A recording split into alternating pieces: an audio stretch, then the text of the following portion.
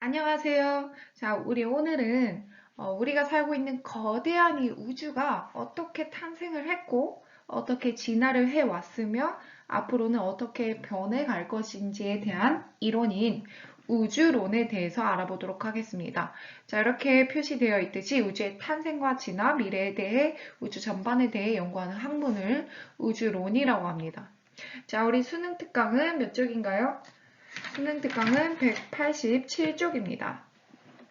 자, 이 우주론에 대한 얘기는 1900년대 초반부터 시작이 되었는데요. 자, 처음에는 아인슈타인과 프리드만이라는 사람이 우주는 어떤 상태이다라는 주제를 가지고 굉장히 논쟁을 활발하게 해왔습니다. 자, 우리 아인슈타인 같은 경우는 아인슈타인 유명하시죠? 자, 아인슈타인 같은 경우는 우주는 굉장히 완벽하고 아름답기 때문에 우주는 영원히 일정한 상태를 유지한다고 했어요.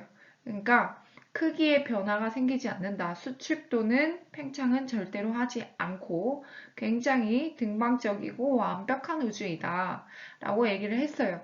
근데 아인슈타인의 이론에 따르면 우주에 있는 모든 물질들, 자, 각각은 질량을 갖고 있기 때문에 중력이 서로 작용하고 있어요. 자, 그러면 이 천체들은 서로의 중력에 의해서 끌어당기다가 나중에는 우주는 수축해야 돼요. 자, 그런데 아인슈타인이 생각하는 우주랑은 다르죠. 그래서 아인슈타인이 이것을 설명하기 위해서 이 수축하는 힘에 반대되는 방향, 자, 반대되는 방향에 작용하는 힘이 있다. 자, 그래서 여기에 플러스 어떤 힘을 뭔가 미지의 힘을 설명하기 위해서 우주상수라는 개념을 도입했습니다. 자, 요거는 아직까지도 아인슈타인이 실수라고 인정하는 부분이에요. 자, 이렇게 했었는데 프리드만이라는 사람은 아인슈타인이랑은 달랐어요. 아니, 세상에 그런 법이 어디 있냐? 우주가 꼭 변하지 않는다는 법이 어디 있냐? 아무리 중력이 작용해도 우주가 수축하지 않고 지금 보이는 것처럼 정적인 상태를 유지하는 이유는 우주가 어떤 이유에선지 팽창을 하고 있다. 그러니까 이런 우주 상수를 도입할 필요 없이 우주는 팽창하고 있고 서로 중력에 의해서 수축하고 있기 때문에 지금 보이는 정적인 상태를 유지하고 있다라고 얘기를 했어요. 가장 처음에 팽창을 하고 있다, 우주가 팽창을 한다는 주장을 한 사람이 프리드만이었어요. 그런데 일단 프리드만이나 아인슈타인도 마찬가지고 증거가 둘 다 없었어요. 증거가 없었고 그 다음에 프리드만이라는 사람은 37세의 나이, 젊은 나이로 사망을 하셨습니다. 그래서 우주가 팽창한다는 이론이 널리 퍼뜨려지지는 못했어요. 그리고 자, 왜 팽창을 하는 것인지도 몰랐으니까 이 프리드만의 이론은 쭉 없어져 버리고 그때 당시에는 아인슈타인이 주장한 우주론이 강세를 이루고 있었습니다. 그런데 무슨 일이 일어났냐? 자, 우리 허블이라는 사람이 나타났죠. 자, 허블이라는 사람이 우주가 팽창하고 있다는 관측 결과를 내보였죠. 그래서 우주는 팽창하고 있다라는 사실에 아무도 반기를 들 수가 없었습니다. 그래서 프리드만이 이야기한 우주론이 맞다가 된 것이죠. 자, 그런데 여기에서 더 궁금증이 생겼어요. 그러면 우주가 팽창한다면 팽창하기 전으로 시간을 돌렸을 때 그러면 가장 처음에는 어떤 모습이고 팽창을 계속한다면 이 팽창은 언제까지 팽창을 할 거냐 이렇게 우주의 시간에 따라서 팽창이 어떤 식으로 일어날 것인지에 대해서 궁금증이 나타났습니다. 자, 요거를 설명한 사람이 또 있었죠.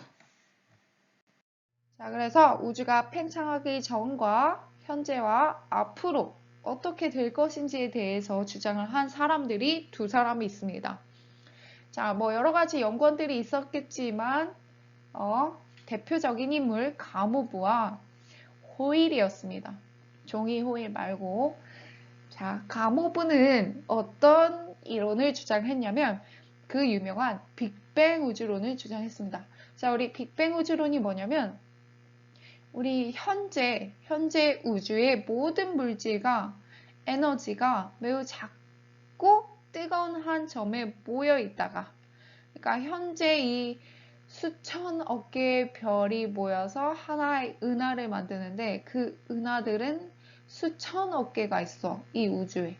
자, 그 엄청 거대한 질량을 가진 모든 물질과 에너지들이 한 점에 모여 있습니다. 그러면 굉장히 뜨겁겠죠. 자, 이렇게 아주 작고 뜨거운 한 점에 모여 있다가 어떤 이유에선지 대폭발이 빵 하고 일어나. 빵 하고 일어나면 그때 이후로 공간이 팽창되면서 점점점 우주가 냉각되어서 현재와 같은 우주가 되었다라고 주장하는 게 빅뱅 우주론입니다. 자, 현재 우주는 굉장히 차가워요. 몇 도냐면 마이너스 약 270도입니다. 굉장히 차갑죠. 자, 이런 식으로 빅뱅 우주를 설명했는데 그럼 그림을 통해서 보면 자, 아주 공간이 작은 곳에 여러 개의 물질들이 에너지들이 막 이렇게 모여 있었습니다. 자, 요때는 이 물질들은 현재와 같아야 돼. 그러니까 팽창을 해도 더 새로 생겨나거나 없어지는 것 없이 공간만 이렇게 넓어지게 되는 거예요. 그러면 서로의 거리가 멀어지겠죠, 이렇게. 자, 또 팽창을 하게 되면 얘네는 또 멀어지는 이런 형태의 우주가 되는 겁니다. 자, 이렇게 해서 허블이 관측한 그런 관측 결과를 설명할 수도 있었죠. 자, 그러면 이런 식으로 시간이 경과한다면 우주의 밀도는 점점점 어떻게 될 것이냐? 자, 우리 물질의 양은 항상 똑같은데 공간만 점점점 늘어나요. 자, 그러면 밀도는 점점점 어떻게 될까? 밀도는 점점점 감소하겠죠. 자, 밀도는 부피분의 질량이잖아. 그럼 부피 해볼까? 이만큼의 부피에 여기 들어가 있는 질량 하나, 둘, 셋, 넷, 네 개였어. 자, 그럼 똑같이 이만큼의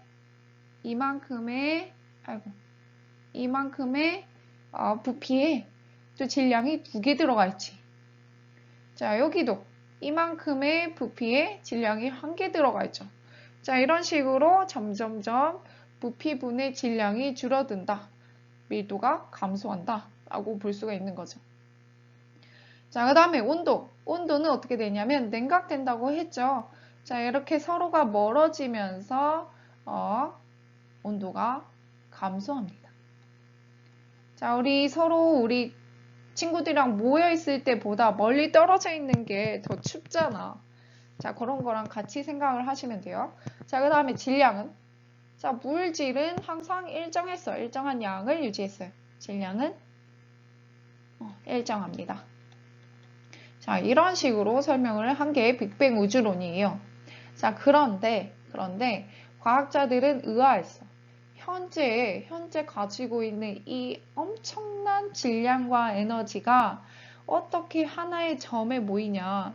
이 하나의 점에 모인다면 굉장히 초고밀도야. 자, 이걸 물리학적으로 설명할 수 있느냐 해서 나온 우주론이 바로 정상우주론입니다.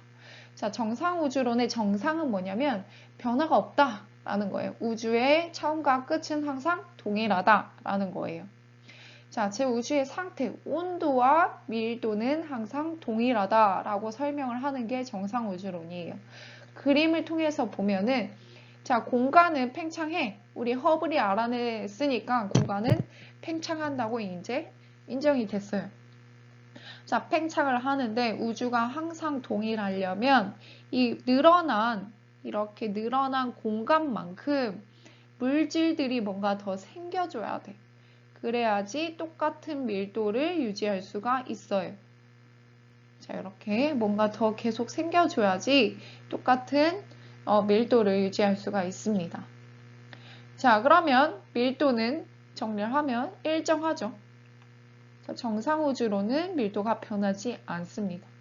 그러니까 다시 얘를 되돌렸을 때도 이 공간에 맞는 만큼의 물질이 있으니까 이 한 점에 모일 수 있구나. 이때는 뭐 별로 물질이 없었다라고 생각을 하게 되는 거죠. 자, 그러면 온도는? 자, 온도도 일정합니다. 자, 우리 공간이 넓어진 만큼 물질이 나타나기 때문에 온도도 일정합니다. 자, 우리가 화장실, 굉장히 작은 화장실에 이렇게 모여 있었어. 2명이서. 자, 근데 화장실을 더 크게 해서 한 요만큼 늘어나줬어.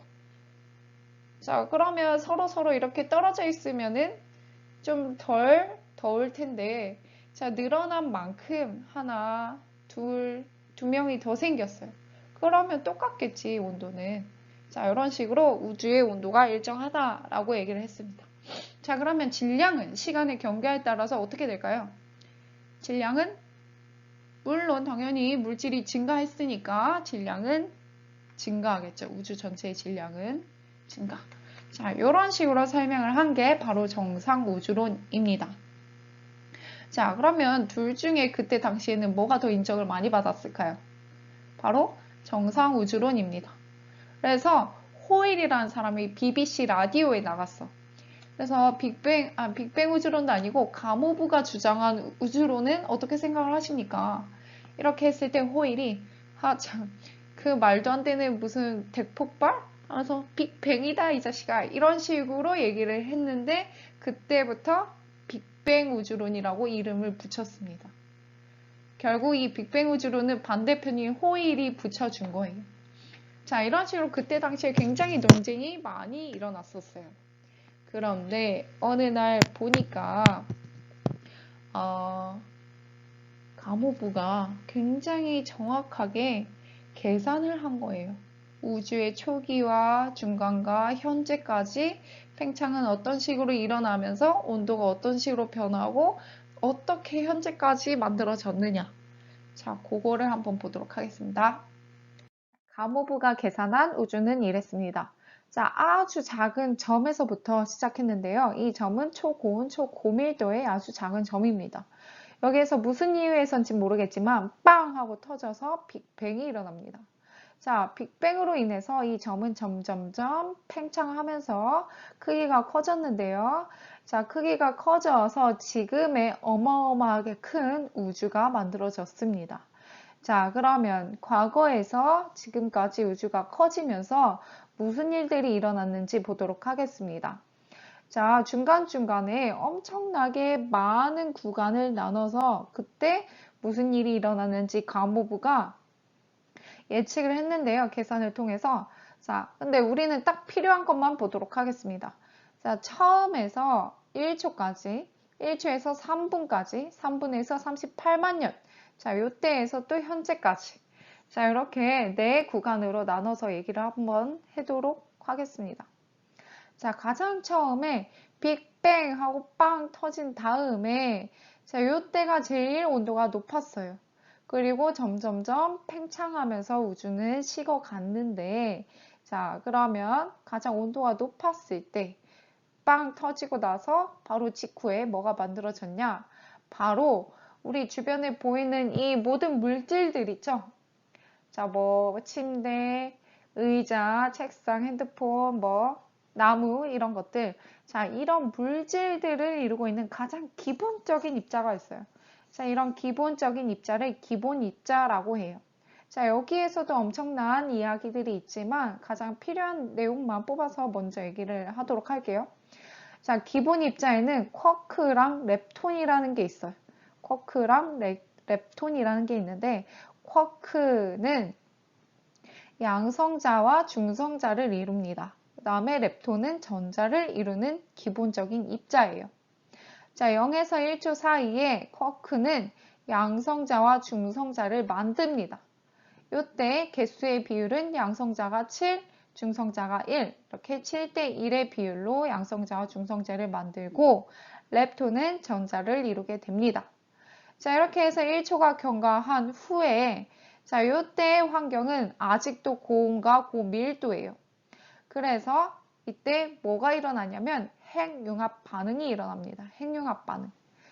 자, 엄청나게 뜨겁고 밀도가 높으니까 서로 부딪혀서 핵이 만들어집니다. 자, 어떤 식으로 만들어지냐면 양성자와 중성자가 7대1만큼의 비율이 있죠. 자, 요거를 한번 더 자세히 보도록 하겠습니다. 자, 이렇게 새로 나온 그림에 보면은 자, 양성자가 14개, 그리고 중성자가 2개 이렇게 있을 때 자, 개수 B는 7대1 맞죠? 자, 이렇게 있을 때 뭐가 만들어지냐면 이 양성자 하나, 둘, 그 다음에 중성자 하나, 2개가 합쳐지게 됩니다. 이렇게 얘네가 막 엄청나게 움직이면서 서로 융합하게 돼요. 그래서 뭘 만들어내냐? 양성자 2개랑 중성자 2개가 하나의 헬륨 원자핵을 만들게 됩니다. 자, 나머지 남은 양성자 있죠? 남은 양성자 하나, 둘, 셋, 넷, 다, 여, 일곱, 여덟, 아홉, 열, 열하나, 열둘. 자, 12개의 양성자는 수소 원자핵 12개가 됩니다. 자, 이런 식으로 핵융합 반응이 끝나고 나면 수소 원자핵, 그러니까 양성자 12개가 남게 되고 하나의 헬륨 원자핵이 만들어지게 됩니다. 이렇게. 자, 그러면 각각의 개수 비율은 12대 1이지만 각각의 질량비는 또 다르게 나타낼 수 있습니다.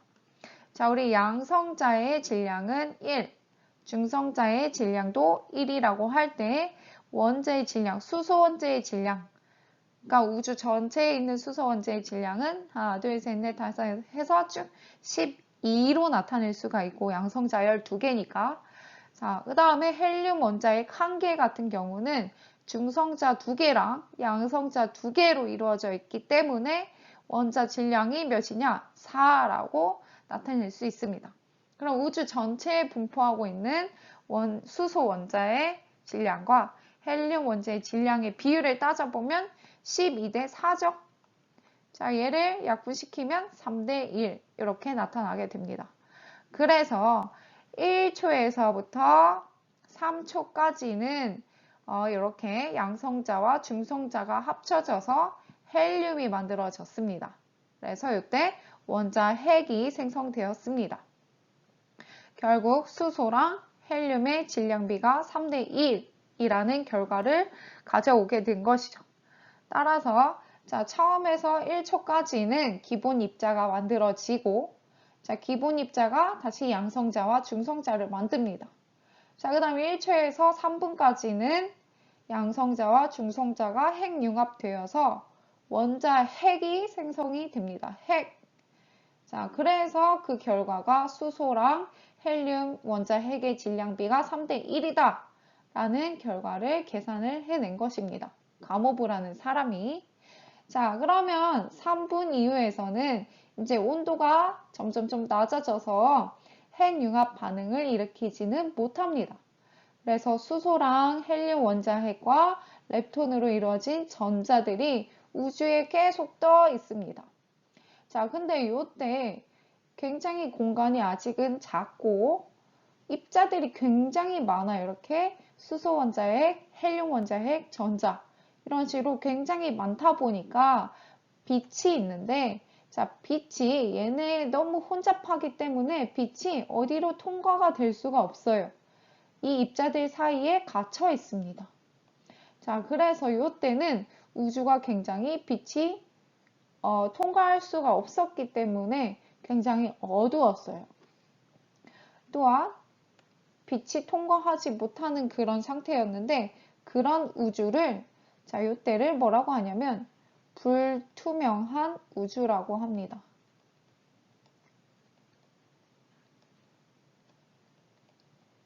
자, 이렇게 혼잡하게 여러 가지 입자들이 많다 보니까 빛이 통과되지 못해서 불투명한 우주가 되었습니다. 자, 그런데 38만 년이 됐을 때, 자, 요때의 우주 온도가 몇이냐? 자, 요때가 3000 켈빈이었어요.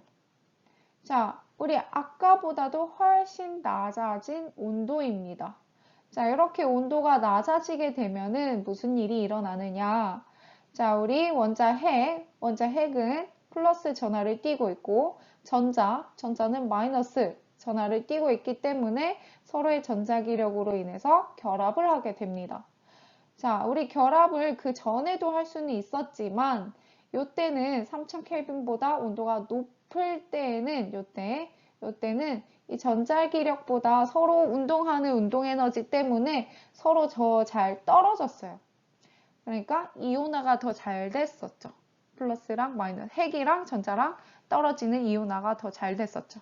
그런데 온도가 이제 점점점 낮아지다 보니까 이렇게 운동하는 운동에너지보다 서로 결합하려고 하는 플러스랑 마이너스랑 결합하려고 하는 전자기력이 더 세졌기 때문에 이렇게 원자 핵과 전자가 결합을 하게 됐습니다. 그래서 뭐가 만들어지냐? 원자 핵. 자, 얘는 플러스를 띄고 있고 얘랑 전자랑 합쳐지면 얘는 마이너스죠. 자, 이렇게 합쳐지면 바로 0이 됩니다. 그래서 이거를 중성원자라고 하죠. 자, 이렇게 해서 원자 핵과 전자가 합쳐진 중성원자가 38만 년 이후에 만들어지게 됩니다. 중성원자. 자, 그러면 중성원자가 만들어짐으로써 빛에는 어떤 일이 일어나느냐. 자, 이렇게 원자 핵과 전자가 막 떨어져 있을 때는 얘네가 또 공간을 차지하고 있는 그런 공간을 많이 차지하고 있어서 빛이 나오지 못했어요. 근데 얘랑 합쳐지다 보니까 주변에 이렇게 빈 공간이 많이 생기게 되는 거죠. 자, 그래서 이때부터 빛은 줄어든 입자의 수만큼 얘네 둘이 합쳐져서 줄어든 입자의 수만큼 공간이 생기게 되고 빛은 더 자유롭게 이동할 수 있게 됩니다. 그래서 이때부터 빛은 이렇게 통과를 해서 더 밝은 우주가 된 거죠. 그래서 이때 이후부터를 투명한 우주라고 해요. 빛이 통과할 수 있는 투명한 우주. 그래서 이때 나온 빛이 공간과 함께 팽창을 하면서 지금까지도 남아있는데, 자, 이때 공간이 팽창하면 빛의 파장도 늘어나겠죠. 자, 그래서 엄청나게 길어지게 되고, 이때 이 빛이 가진 에너지는 약 몇 켈빈에 해당하는 에너지냐? 약 3켈빈. 3켈빈에 해당하는, 도시로 나타내자면, 마이너스 270도 C에 해당하는 복사 에너지를 가진 빛으로 남아있다 라고 가모부가 주장을 했습니다. 계산을 한 거죠. 자, 요거를 좀 더 그림으로 보자면, 자, 이걸 한번 지어보겠습니다.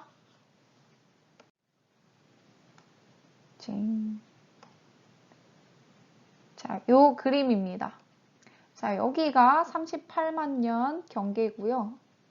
자, 이 이후로는 3000켈빈보다 아래, 요거는 3000켈빈보다 온도가 높은 우주였습니다. 자, 이렇게 높을 때는 원자 핵과 전자가 분리되어 있어서 엄청나게 혼잡한 상태였어요. 그러니까 약간 우리 등교 시간에 차들이 많이 막힌 그런 곳이죠. 자, 여기에서는 빛이 자유롭게 움직이지 못해서 이 입자들 사이에 갇혀 있었어요. 그런데 38만 년에 우주의 온도가 3000켈빈이 되면서 온도가 낮아지면서 전자와 원자 핵이 결합을 할 수 있게 되었어요. 그래서 이렇게 된 거죠. 자, 그만큼의 공간이 많이 만들어졌습니다. 그래서 빛은 이 사이사이를 통과해서 막 투명하게 돌아다닐 수 있었습니다. 이렇게 해서 입자들 사이에서 빠져나온 빛은 현재에도 우주에 남아있게 되는데, 자, 이 빛의 온도는 3켈빈이라는 거죠. 자, 이렇게 가모부는 계산을 많이 해봤습니다. 그러면 가모부의 계산이 맞다면 지금 우주에서는 수소와 헬륨의 질량비가 아직 이만큼 남아 있어야 하고, 그 다음에 현재 약 3켈빈의 빛으로 남아 있다라고 했으니까 우주에서는 얘랑 얘가 발견이 됐어야 했어요. 근데 가모부가 주장한 그 당시에는 당장 이런 관측 결과가 나타나지 않았었습니다. 그래서 그때 당시에는 정상 우주론이 뭔가 좀 더 이기고 있었어요. 그런데 그러던 와중에 1970년대 관측 기술이 발달하면서 우주에 있던 여러 가지 기체들의 스펙트럼을 측정할 수 있었었는데요. 자, 그때 우주의 수소랑 헬륨의 양을 측정해 보니까 수소와 헬륨의 질량비가 3대 1이라는 그런 결과를 가져오게 된 거죠. 그러면 아까 가무부가 예측했던 그 수소와 헬륨의 질량비가 정확하게 들어가게 된 거죠. 자, 이렇게 해서 빅뱅 우주론의 첫 번째 증거가 나타났습니다. 수소와 헬륨의 질량비가 3대 1이라는 관측 결과를 근거로 빅뱅 우주론이 맞다라고 얘기를 할 수 있었던 거죠. 자, 아까 발견했던 거와 더불어 10년 전에 1960년대였습니다. 이 두 사람, 펜지어스와 윌슨은 벨 연구소라는 곳에서 이 전파 망원경을 가지고 연구를 하고 있었습니다. 자, 당연히 전파 망원경이니까 전파를 받아들이는 망원경이었어요. 자, 그런데 어느 날, 자, 연구를 하고 있는데 계속 알 수 없는 잡음이 들리는 거였죠. 잡음. 그래서 이 잡음을 없애기 위해서 사람들한테서 나오는 잡음, 또 땅에서 나오는 그 전파 잡음을 모두 없애봤습니다. 그랬는데도 아직까지 잡음은 남아 있었어요. 그리고 그러면 그런 문제가 아니면 이 망원경에 뭔가 더러운 게 끼어서 비둘기들이 똥을 싸거나 둥지를 지은 것 때문에 잡음이 생기는 걸까 해서 여기도 싹 직접 청소를 했습니다. 그런데도 이 잡음은 사라지지 않았어요. 그래서 이 사람들이 이 잡음은 그럼 그냥 나타나는 게 아니구나 해서 조금 더 봤어요. 그랬더니 이 잡음은 온 전체 하늘에서 모든 방향의 하늘에서 이 잡음이 들어오는 것이었고 이 잡음의 온도를 측정을 해보니까 몇 도였냐면 몇 켈빈이었냐면 바로 2.7 켈빈이었어요. 즉 가무부가 예측했던 3 켈빈과 비슷한 2.7 켈빈의 복사가 모든 방향의 하늘에서 들어오고 있었던 것이죠. 자, 그래서 요거를 뭐라고 얘기하냐면 우주 전체에서 들어오는 복사다 해서 우주 배경 복사라고 해요. 즉, 펜지어스와 윌슨은 그 우주가 3000 켈빈이었을 때 방출된 복사, 그 복사가 우주가 팽창하는 동안 온도가 낮아지고 파장이 길어져서 현재 약 2.7 켈빈으로 관측되는 복사를, 즉 우주 배경 복사를 관측했던 것이죠. 자, 우리 2.7 켈빈인 건 어떻게 아느냐? 바로 이 사람들이 관측한 그 잡음의 전파의 파장의 길이가 7.3cm였어요. 이 7.3cm는 어디에서 도출이 되냐면, 어떻게 도출이 되냐면, 자, 이렇게. 우리 파장에 따른 복사 에너지 세기에서 플랑크 곡선을 나타낼 수 있죠. 온도에 따른 플랑크 곡선. 자, 요게 바로 2.7 켈빈 흑체 복사 곡선이에요. 그러니까 2.7 켈빈인 것은 이런 식으로 파장을 낸다는 거지. 근데 이때 펜지어스와 윌슨이 발견한 것은 바로 여기 7.3 여기 부분에 7.3cm에 해당하는 이 잡음을 온 하늘에서 다 받아들였었던 거죠. 그래서 이렇게 빅뱅 우주론을 뒷받침하는 우주 배경 복사를 발견함으로써 굉장히 큰 공을 인정받아 노벨 물리학상을 받았습니다. 자, 그러면 이때 이후로 우주 배경 복사에 대한 연구는 끝났냐? 아닙니다. 계속되었습니다. 자, 이렇게 시간이 흐름에 따라서 계속 우주 배경 복사를 관측을 해왔습니다.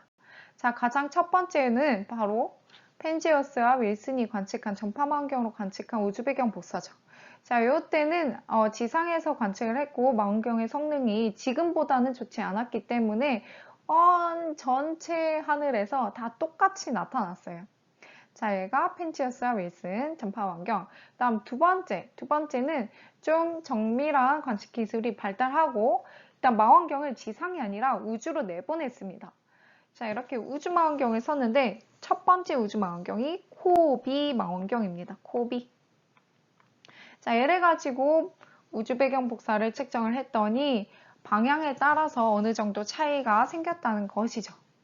자, 또 세 번째, 또 정밀한 관측기구를 발전시켜서 내보냈더니 좀 더 자세하게 정밀한 우주 배경 복사의 차이를 알 수가 있었습니다. 얘는 WMAP 우주망원경입니다. 자, 그 다음 네 번째는 뭐냐면 가장 최근에 관측을 한 건데 바로 플랑크 망원경입니다. 자, 얘는 기존의 그 전 망원경들보다 좀 더 정밀하게 이렇게 정밀한 우주 배경 복사를 관측을 할 수 있었던 거죠. 자, 그러면 이렇게 우주 배경 복사가 방향에 따라서 큰 차이를 내냐? 아닙니다. 이렇게 색깔이 달라서 우주 배경 복사의 차이는 있지만 자, 여기랑 여기의 차이가 엄청 크지 않아요.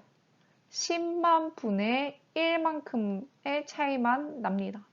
그러니까 여기에서 측정한 우주 배경 복사가 뭐 2.70001이다. 그러면 여기에서 파란색으로 측정된 요것은 2.700000002다. 이렇게 된 거죠. 그러니까 굉장히 어떻게 보면 전 하늘에 걸쳐서 우주 배경 복사는 균일하다라고 할 수 있죠.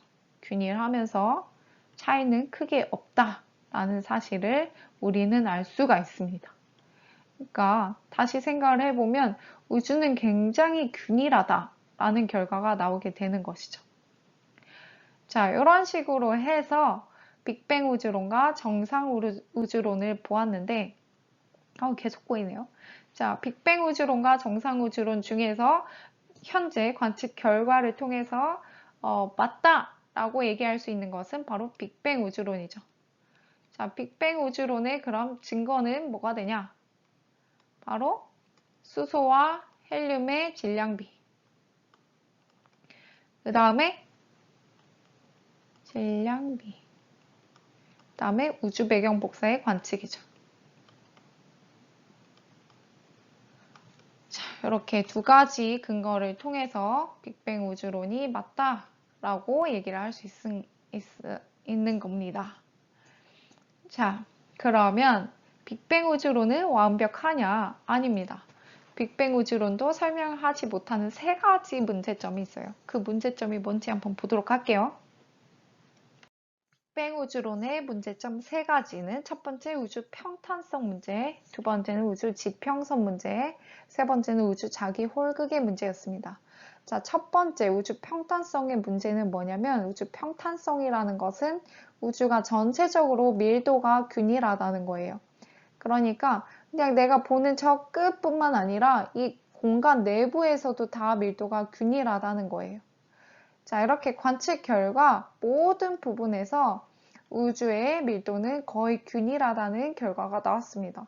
자, 근데 상식적으로 생각을 했을 때 어떤 중심이 있는 어떤 물체가 점점점 팽창을 하게 되면은 중심이 더 밀도가 높아야 되고 겉으로 갈수록 밀도가 낮아지는 형태가 정상적인 거예요. 자, 예를 들어서 이런 거죠. 우리 물에다가 잉크를 뚝 떨어뜨리면 자, 여기 잉크가 처음 떨어진 지점부터 점점점 확산이 되면서 퍼질 거예요. 이렇게 퍼져. 자, 이렇게 퍼질 때 가장 처음에 여기 처음 이렇게 떨어진 이 부분은 밀도가 다른 데보다 높고 좀 퍼지기 시작하는 이 부분은 밀도가 다른 데보다 낮아요. 자, 이런 식으로 팽창하는 우주도 처음에 이 어떤 부분은 밀도가 높아야 되고 나중에 퍼진 부분은 밀도가 낮아야 돼. 그런데 어디에서나 우주는 밀도가 균일하다는 그런 관측 결과가 있었습니다. 자, 그러니까 빅뱅 우주론에선 더 이상 설명을 할 수가 없는 것이죠. 자, 얘가 첫 번째 문제입니다. 자, 그 다음 두 번째는 우주 지평선 문제인데, 지평선이라는 것은 우주의 끝부분을 나타내는 거예요. 자, 얘가 무슨 문제냐면, 자, 우리 우주의 쭉 우주 배경 복사를 측정을 해봤을 때 거의 차이가 안 나죠. 자, 거의 차이가 안 났다라는 것은 저기 끝이랑 여기 끝이랑 예전에 언젠가 한 번은 만나서 정보의 교환을 해야지 그렇게 온도의 차이가 나지 않을 수가 있다라는 거예요. 그러니까 즉 여기도 미지근하고 여기도 미지근하다. 그러면 옛날에는 뭐 차든 따든 만나서 섞였으니까 둘 다 미지근하지 않았을까라는 것이죠. 자, 그런데 문제점은 우주의 반경이 465억 광년이에요. 자, 그러니까 여기에서 여기까지 우주가 이렇게 있을 때, 자, 여기에서 여기까지 465억 광년이야. 그런데 우주의 나이는 지금 138억 살인 거지.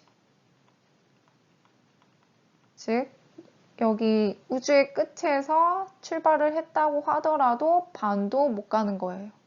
그러니까 여기에서 여기까지 아직 만난 적이 없다는 거죠.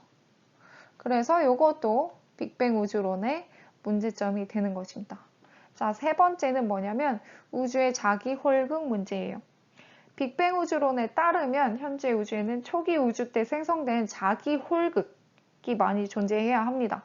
우리 자기 홀극이 뭐냐면 우리 자석에는 N극과 S극이 있어요. 근데 자기 홀극은 N극 따로, S극 따로예요. 자, 이런 물질들이 있어야 한다는 거죠. 자, 그런데 아무리 해도 우주에는 자기 홀극이 발견되지 않는다는 것입니다. 자, 이렇게 해서 세 가지 빅뱅 우주론의 문제점이 나타났습니다. 자, 이것을 해결하기 위해서 구스라는 과학자가 있었습니다. 구스라는 사람이 새로운 이론을 제창했죠. 바로 급팽창 이론입니다. 다른 말로는 인플레이션 이론이죠. 자, 우리 그래프를 통해서 비교를 한번 해볼게요. 시간이 지남에 따라서 우주의 크기가 어떻게 커지냐라는 것을 그래프를 통해서 나타냈는데, 자, 첫 번째 대폭발 우주론이라는 것은 빅뱅 우주론이라는 겁니다. 자, 빅뱅 우주론은 자, 여기 1에서 약간 작은 요 크기에서부터 서서히 일정한 비율로 증가해서 지금의 우주가 되었다라는 것이고, 자, 급팽창 이론은 이것보다 훨씬 작은 상태에서 시작하여서 원래는 이렇게 작은 구간이 있었는데 어느 순간에 갑자기 엄청나게 많이 팽창을 해서 이렇게 지금까지도 팽창을 했다라고 얘기를 하는 것입니다. 자, 그러면 이걸 가지고 아까 얘기했던 빅뱅 우주론의 세 가지 문제점을 설명을 할 수가 있는데, 자, 첫 번째 우주 평탄성의 문제는 우주 생성 초기에 급격히 팡 하고 팽창을 하면은 공간의 크기가 매우 커지게 되면서 우주의 영역이 그냥 평탄하게 보이게 된다고 주장을 했습니다. 그러니까 잉크가 팡 퍼질 때 엄청나게 갑자기 작았다가 엄청나게 갑자기 팡 하고 퍼지는 거예요. 자, 그렇게 되면은 평탄하게 보이게 된다라고 하면서 우주의 평탄성 문제를 설명을 하였습니다. 자, 두 번째는 우주 생성 초기에 우주가 급팽창을 하였기 때문에 이렇게 작은 상태였다가 급팽창을 하였기 때문에 서로 이렇게 작았을 때 서로 여기랑 여기 지평선끼리 정보 교환을 할 시간이 있었다라고 해서 우주 지평선 문제를 설명을 하였습니다. 자, 그 다음 세 번째는 우주가 생성 초기에 급격히 팡 하고 팽창하였기 때문에 자기 홀극의 밀도가 생긴 것보다 밀도가 관측 가능량 미만으로 떨어졌다, 희박해졌다고 주장을 하면서 우주의 자기 홀극 문제를 해결하였습니다. 자, 이런 식으로 급팽창 이론이 현재에는 아주 결과적인 이론이 된 것이죠. 자, 그러면 우주 생성 초기에 이런 식으로 급팽창을 했다면 자, 어떤 모습이었을까요? 자, 이런 식으로 되어 있겠죠. 아주 작았다가 갑자기 팡 하고 여기에서 급팽창을 하게 된 것입니다. 자, 여기 이렇게 보이는 게 38만 년 3000 켈빈이 됐을 때 우주 배경 복사 에너지가 나타난 거고, 이런 식으로 서서히 우주가 점점점 팽창을 하게 됐다라고 해서 여기가 현재까지를 나타낸 그림입니다. 자, 그러면 최근에, 자, 그러면 이런 생각을 할 수가 있어요. 자, 우리 빅뱅 우주론에서 말했던 것처럼 일정한 비율로 계속해서 팽창을 하지 않는다면, 그러니까 어느 순간에 이렇게 팽창하는 속도가 달라지게 된다면, 이렇게 진화하는 과정에서도 우주가 팽창하는 속도가 달라지지 않을까라는 생각을 하게 된 거죠. 그래서 또 관측을 해 보게 되었습니다. 자, 최근 들어서 어떤 식으로 우주가 팽창하는지 한번 보도록 할게요. 자, 요 과정은 우리 수능특강 190쪽을 함께 보면서 보도록 하겠습니다. 자, 우리가 최근 들어서 우주가 팽창이 어떤 식으로 일어나는지를 알아보는 과정인데, 자, 무엇을 관측을 해서 알아볼 수 있냐면 1A형 초신성이라는 것을 보면 됩니다. 자, 얘는 뭐냐면 바로 백색 외성이에요. 백색 외성이 빵 하고 터지는 건데 어떤 식으로 터지냐면 백색 외성의 질량으로 인한 중력이 있죠. 자, 이 중력으로 인해서 주변에 있는 별들을 끌어당겨요. 별에 있는 물질들을 끌어당겨. 그러다 보면은 백색 외성은 점점점 질량이 커지게 되고 그만큼 끌어당기는 중력도 커지게 되겠죠.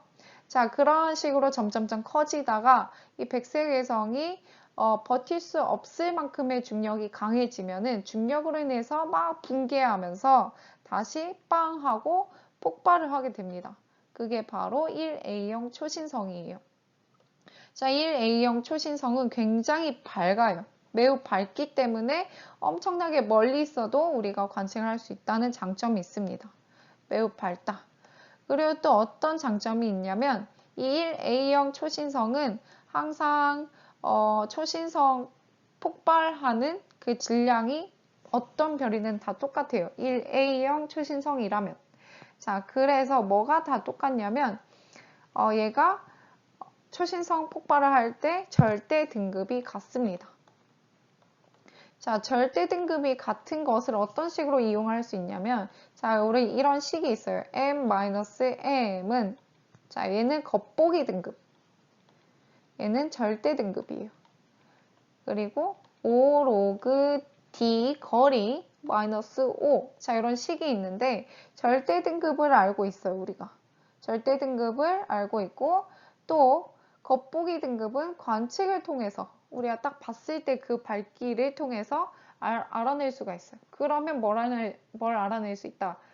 거리를 알아낼 수가 있는 거죠. 자, 이런 식으로 1A형 초신성에 대한 거리를 알아낼 수가 있습니다. 자, 이렇게 해서 이 1A형 초신성을 포함하고 있는 외부 은하까지의 거리를 알 수가 있는 거예요. 그래서 얘를 가지고 좀 더 정확하고 훨씬 멀리까지 거리를 측정할 수가 있습니다. 자, 그러면 얘를 가지고 어떻게 우주의 팽창 속도를 아냐?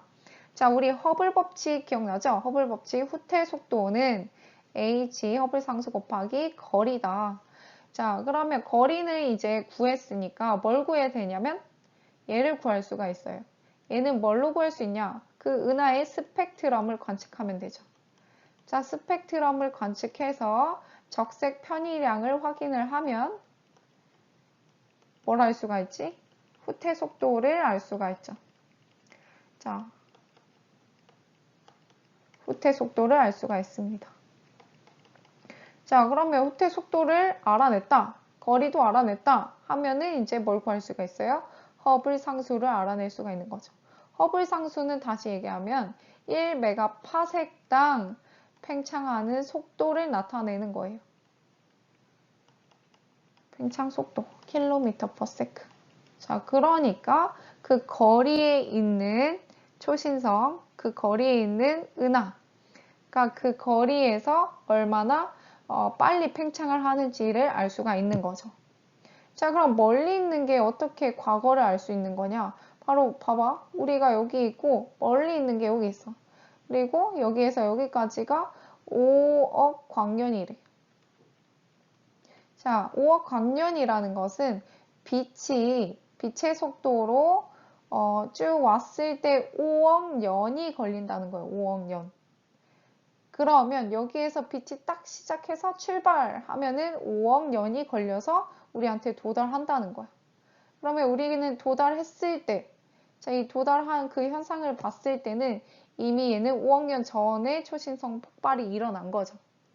자, 그러면 50억 년이라고 치면은 50억 광년으로부터 떨어진 이 초신성의 빛을 받았을 때는 요거는 50억 년 전에 일어났었던 일인 거지. 자, 이런 식으로 해서 과거에 허블 상수를 알아낼 수 있고, 팽창 속도를 알아낼 수 있고, 즉, 최근 들어서 어떤 식으로 우주가 팽창을 했는지 우리가 짐작을 할 수가 있는 거죠. 자, 이런 식으로 해서 관측을 해봤더니 우주의 팽창 속도는 점점 증가하고 있다는 것을 알아냈습니다. 즉, 허블 상수를 구해봤을 때 점점점 커지고 있다는 거죠. 근데 점점점 멀리 있는 것부터 가까워지는 것일수록 허블 상수가 커진다는 것이죠. 자, 이런 식으로 우주가 점점 가속 팽창을 하고 있다라는 사실을 알아냈습니다. 자, 우리가 과거에서부터 현재까지를 우주론을 통해서 알아봤습니다. 우주에 대해서. 그러면 미래는 어떻게 될 것인지, 자, 미래에 대한 얘기는 암흑 물질과 암흑 에너지를 통해서 다음 시간에 한번 알아보도록 하겠습니다. 수고하셨습니다.